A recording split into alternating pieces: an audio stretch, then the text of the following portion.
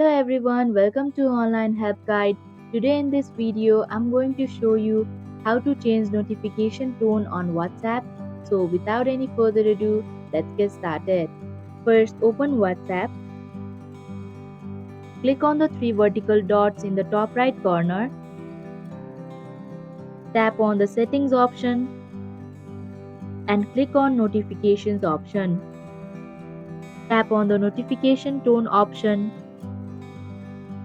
Here you'll be given with 4 options to change the notifications from, and I'll go with the music option. After you've chosen the tone, tap on OK button, and you can do the same for group notification.